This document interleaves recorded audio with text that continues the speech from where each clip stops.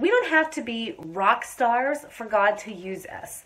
We can be used by doing our normal, everyday lives. That's what we're talking about today. Living our lives so that God can do amazing things through us. So stay tuned.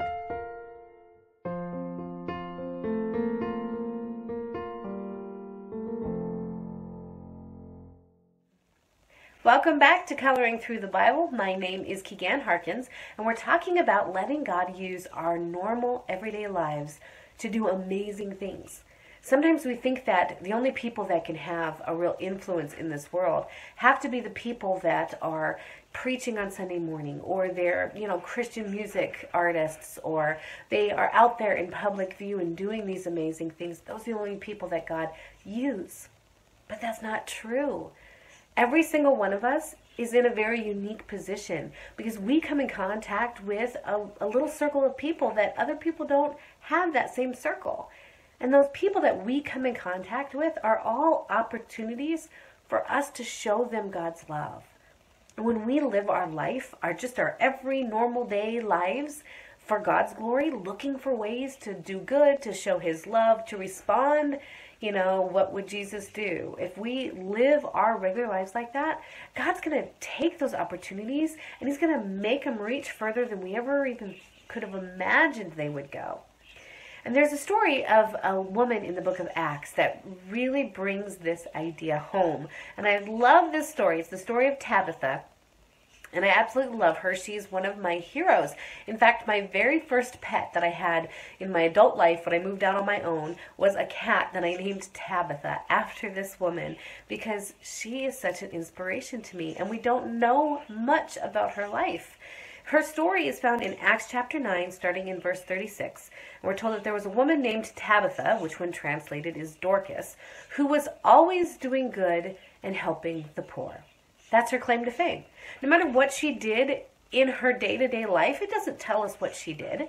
It doesn't tell us if she had, a business or, some of these people that we read about in the New Testament, even women. I know a lot of times people think that women in biblical times did nothing but, stay barefoot and pregnant, and that's not historically accurate at all. And even the Bible tells us people who were women who were merchants or who owned factories and things like that. We don't know anything about Dorcas. She could have been a housewife. She could have been a merchant. She could have been anything. We don't know anything about her other than that she lived her normal, everyday life, always doing good and helping the poor.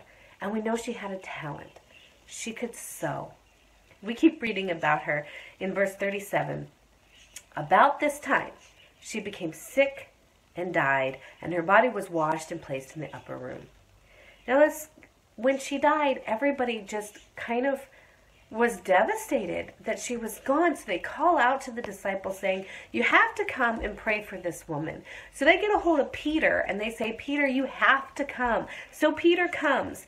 So he gets to this house where she's laid up in the upper room, and everybody is crying. Everybody is just so in despair because she's died. In verse 39, Peter went with them, and when he arrived, he was taken upstairs to the room.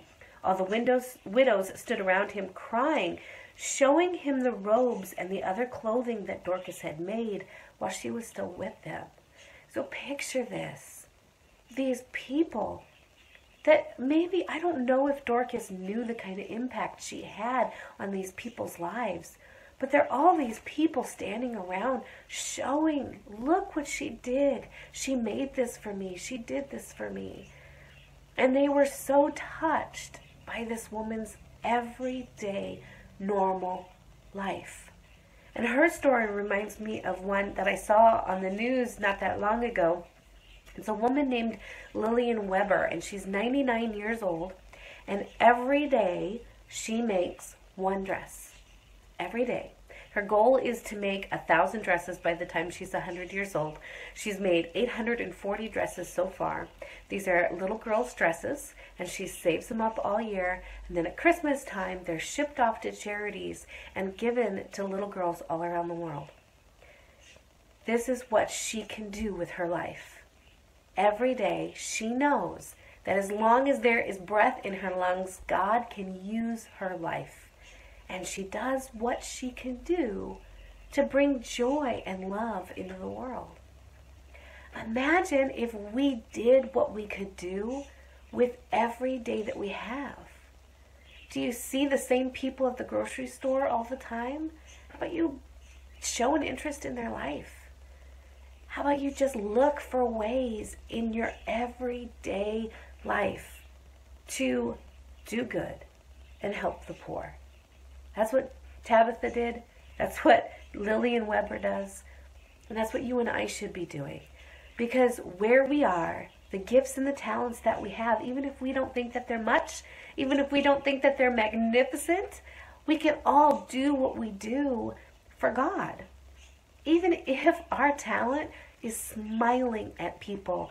My mother passed away a few years ago, but she had this gift to be able to remember everybody's name and what they had told her, and keep track of it all. Every waitress of every restaurant that she ever went to, she would care about what they were going through, and she would remember. And then the next time she would say, I've been praying for you. What's going on in whatever the situation was?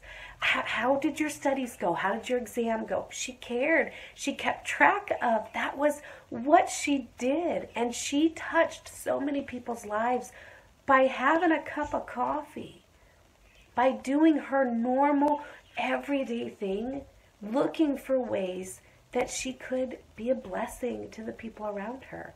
And that was her gift. What's your gift? Because we all have something that God has built inside of us that we can use to do good and help the poor. So what's your gift? And how are you using it to bless the world and to tell them how much God loves them? That's your encouragement for today.